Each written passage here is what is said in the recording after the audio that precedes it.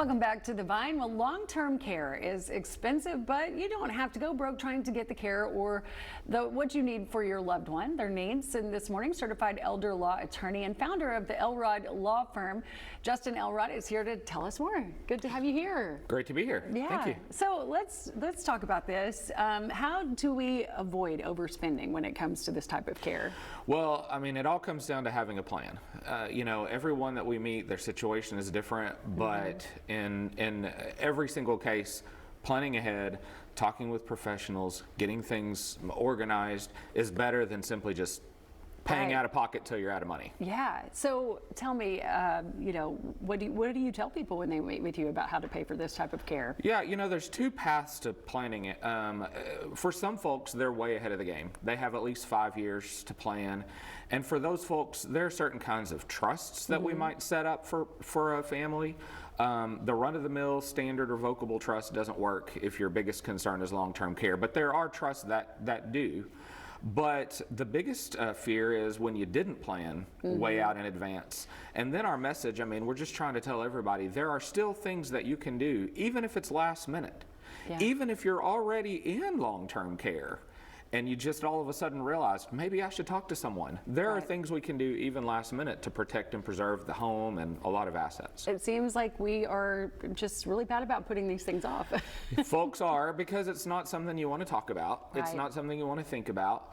And most of our meetings aren't, you know, really pleasant because something maybe negative has happened, a bad diagnosis or something. And so, yeah, most of the folks, I mean, probably dread coming to see us more than going to the dentist or paying taxes. Yeah, not the most pleasant conversation, but it's something that can save you a lot of headache in the long run. That's right. There's so much wrong information or just at least incomplete information out there. Probably relying on the lady next to you when you're getting your hair done or the nice folks at church. I mean, it's good to talk to the professionals. Exactly. Yeah. So tell me, kind of walk us through the process. You know, if maybe someone is watching right now and they think, okay, I really need to do this, but I don't really know what to do. How do I get started? You know, what's the first step? Yeah. So, I mean, what we say we're doing is asset protection, right? So typically a family would reach out to our office and say, you know, hey, we're worried about long-term care. We want to protect what we've worked for all our lives. And we'll set up a free initial consultation. But I need to know some information to know how to really help. So we'll send out a planning organizer.